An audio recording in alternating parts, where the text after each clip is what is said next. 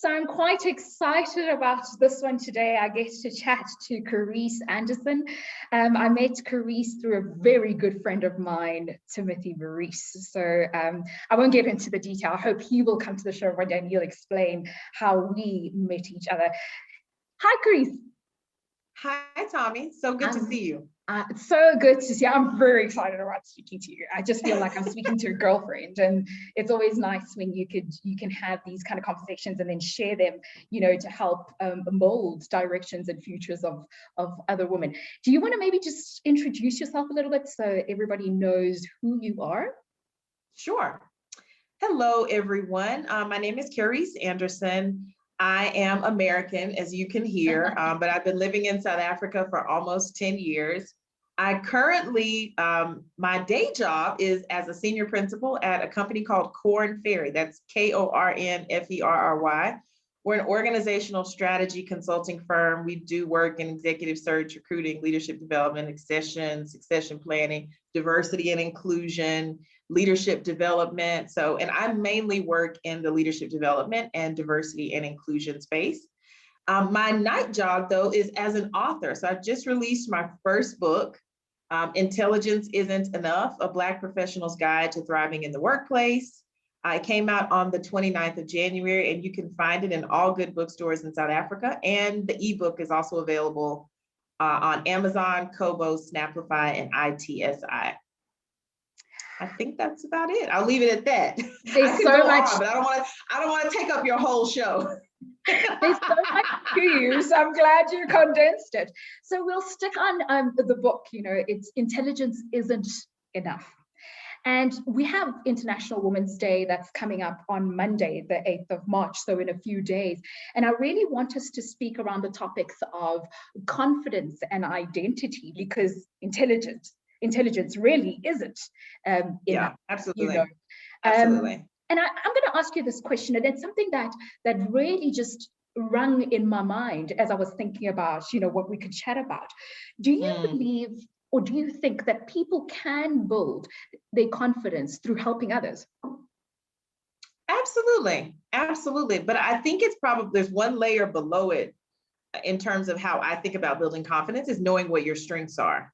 So I think once you understand your strengths, then you can think about, how can I take those strengths and add value to other people and have impact, in terms of what other people are problems that people are trying to solve, or goals that they're trying to achieve. So I think there's a lot of power in me taking what I'm good at to help you solve some sort of problem that you're working on.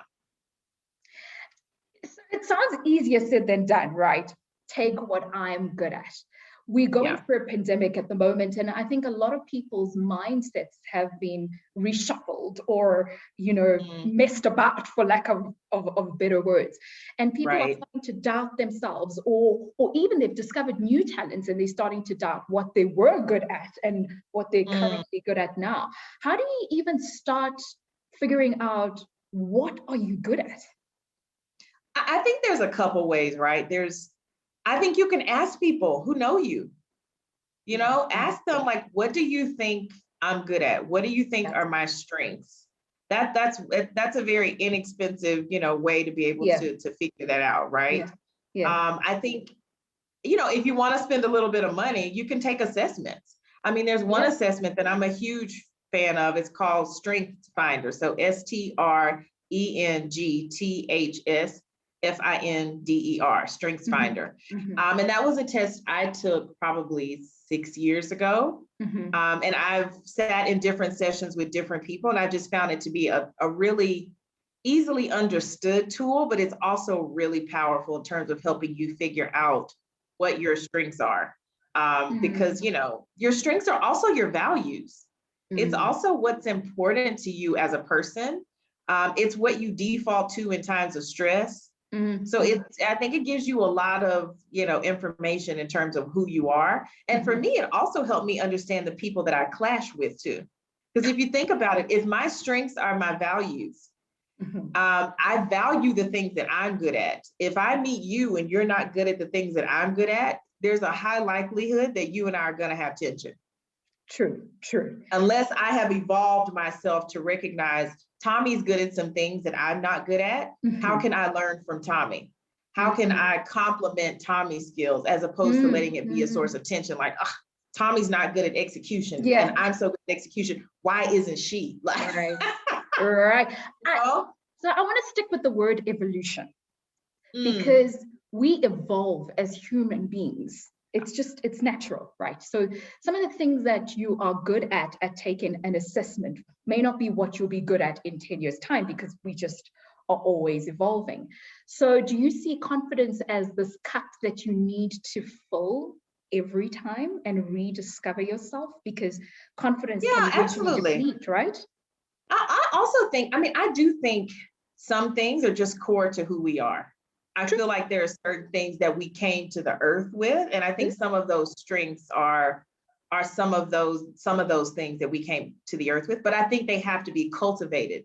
A strength is almost like a muscle. Yeah. If you don't exercise it, I do think that it atrophies, and you don't get the full benefit of it because you're not exercising. And the exercise for me is, am I in certain trainings? Am I being coached? Am I getting feedback? Am I putting myself in the right kinds of environments, right? Those are the things that I think really help exercise those strengths so they actually turn into something that is distinctive. Because at the end of the day, your strengths are what make you distinctive. True. Yeah. And I think the world needs people operating at a distinctive level. And I think it also takes time for us to find environments that appreciate what we bring to the table, because not every environment does. And so so I think that's part of that evolution too, is you might have to test out different kinds of environments to figure out, okay, what's best for me and what I bring to the table. When you spoke about some of the things we're born with are really at the core of who we are, it takes me back to a conversation that Tim and myself actually had. We were speaking about life is almost like a theater, where there's certain scenes that are set for you and they're fixed, like where you're born, who your parents are, and there's certain characters actually, like your parents. You can't change those, but you can re-script or script your life as you continue, to become whatever it is that you want, and invite characters and also exit them. And this really leads me into the conversation of identity. When you speak of identity, do you see it as something that's tangible or intangible? I think our identity, honestly, is once we wipe away or kind of put aside who our parents are and what degrees we have and where we went to school and what we even look like physically, I just think it's the essence of who we are.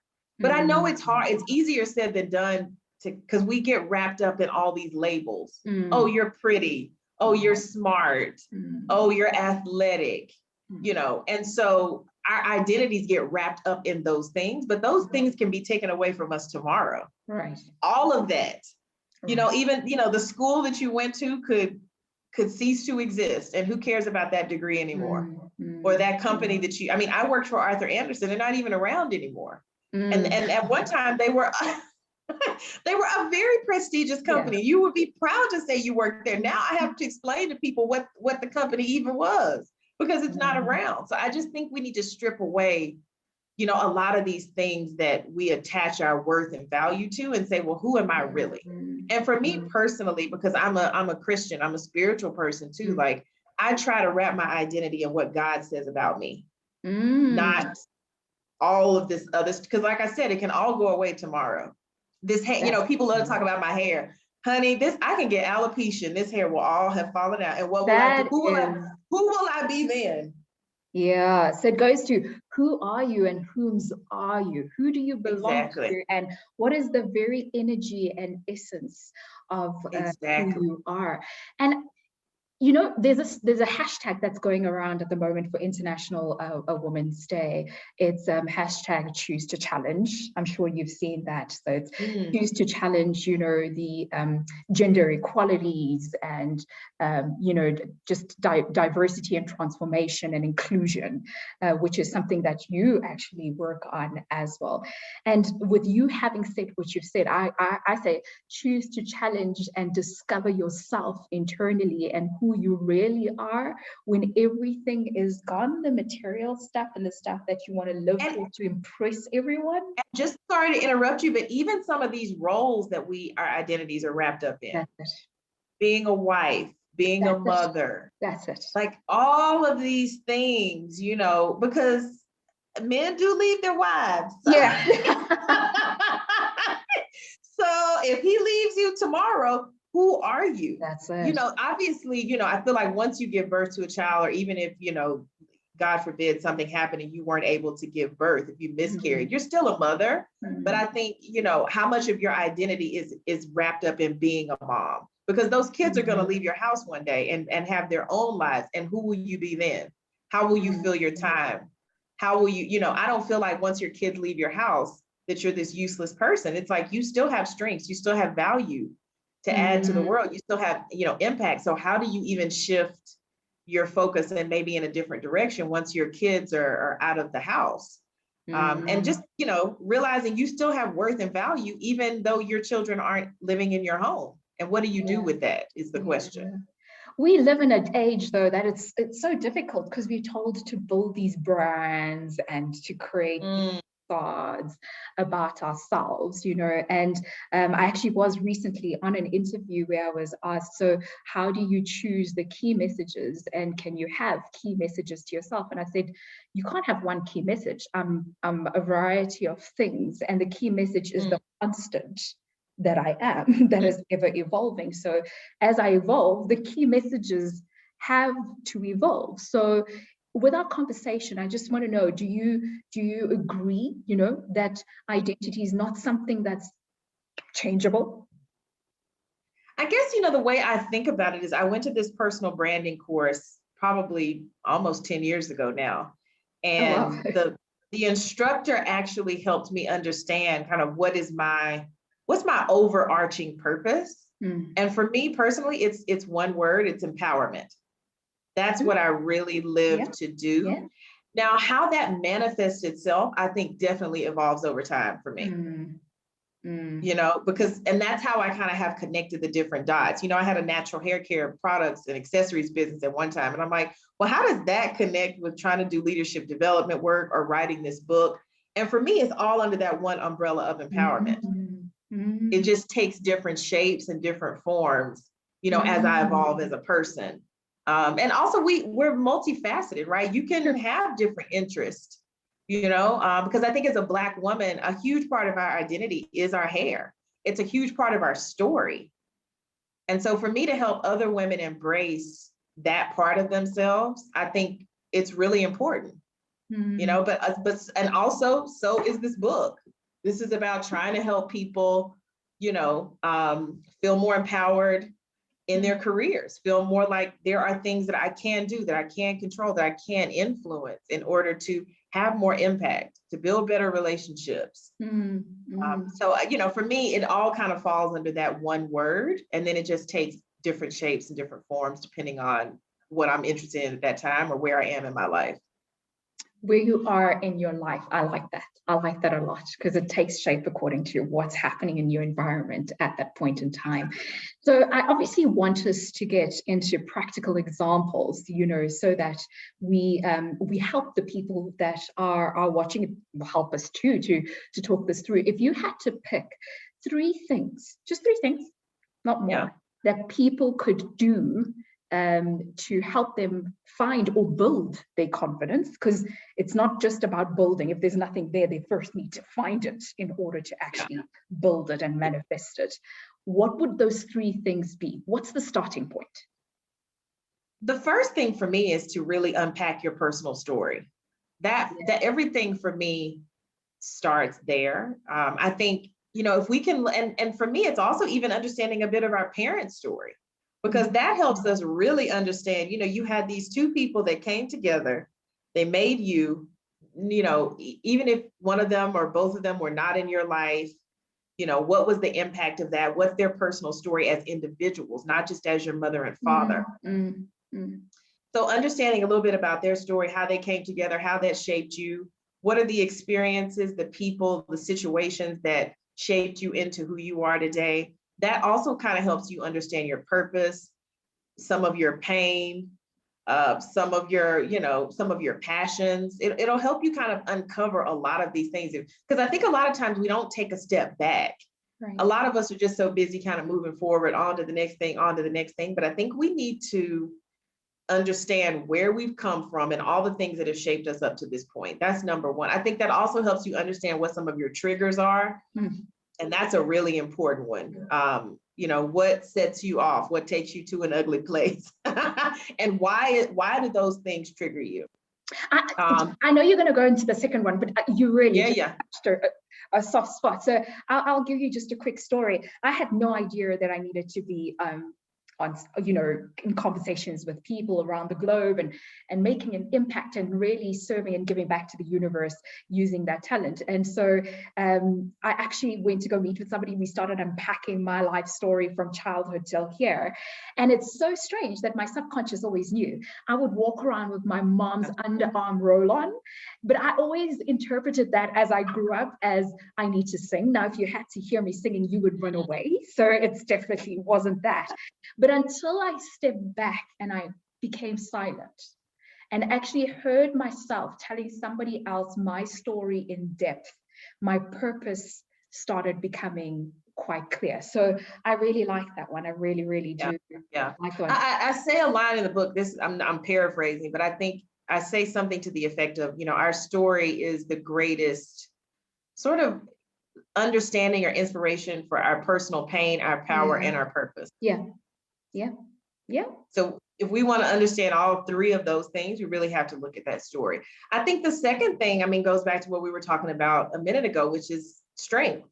Really understanding what are you good at? What is your unique value proposition to the world? Because I tell people, I'm like, no person in the history of the world has ever existed quite like you. And no one ever will. Sure. You bring something so unique because of not just inherently who you are, but also your experiences, your perspective. All of that makes you really unique. And so you have a unique value proposition to bring to the world. And I think understanding your strengths is the first start to that. So like I said, you can get feedback from people around you, your colleagues. And if you're afraid to ask yourself, maybe get a friend. Say, look, ask people for feedback. Tell them to send the feedback to the friend. The friend can take people's names off of it and send it to you anonymously. Right? So you can get a real picture of how people see you. And I would say the third thing is once you kind of figure out what you really want to do, or as you're figuring it out, and some people say, follow your passion, follow your purpose. I've even heard the author of Eat, Pray, Love say, follow your curiosity. So try to learn as much as you can about the things that you're curious or that you're passionate about, because that also builds confidence. Because you know more than the average person about this topic because you've read and researched and there's so much information out here, right? There's so much stuff on YouTube and different, social media platforms. So really dig in and learn as much as you can, because that builds your confidence too, because you, like I said, will know more than the average person. So when you step into different situations, you have that confidence because you've done the work to be able to speak about that topic. I really believe that the purpose is where everything intersects, the passion, the talent, the curiosity, because you will never be given a purpose without the talent, without the passion and the curiosity.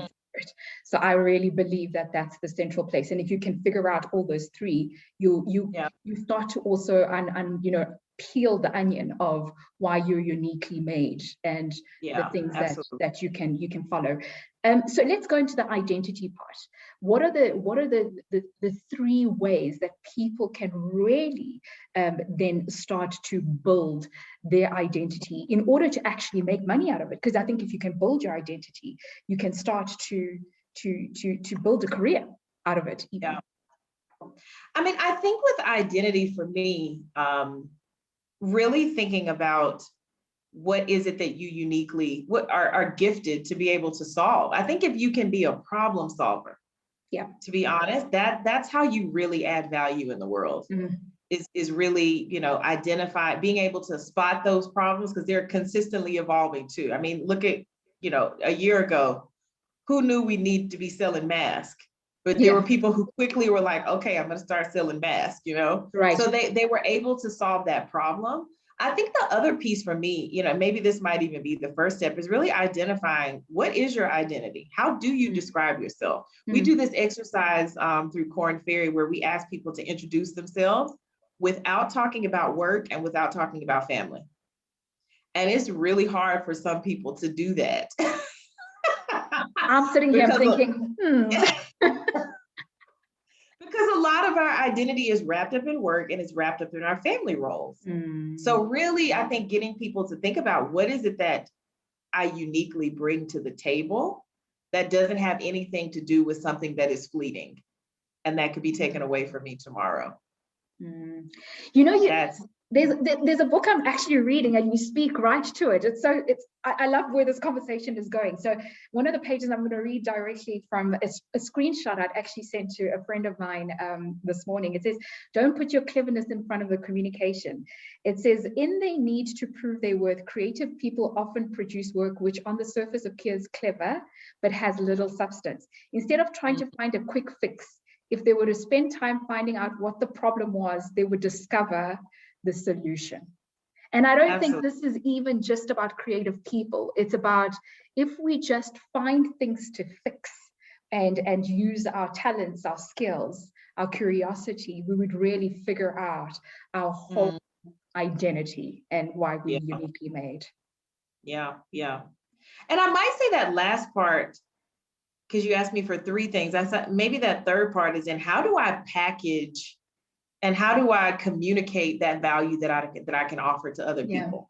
And how do I find those people who have that problem that it is that I'm trying to solve? I think is really important. And that goes back to kind of this personal branding concept, and that's what I try to tell people about branding. I was like, branding is in essence, it's really not about you. It's really about other people. True. And the value you can add to them. Sure. So how do you find those people and package what you bring, in a way that serves them, solves their problem, and appeals to them in some sort of way? I think that's really probably that third part that I would recommend to people. Yeah. Well, we could completely carry on speaking, but we obviously have run out of time. But you do take me with everything that you're speaking about to a quote that says, a flower doesn't check what the flower next to it is doing. It just blooms. It just blooms. And it really just blooms for the enjoyment of people to look at. Yeah. And I think that quite encompasses, our conversation on the confidence and the identity. I'm so thankful. I'm so thankful that you agreed. Oh, you're welcome. Thank you so much for having me. I really awesome. Thank you so much. You too, Thami. Keep well. You too. Cheers.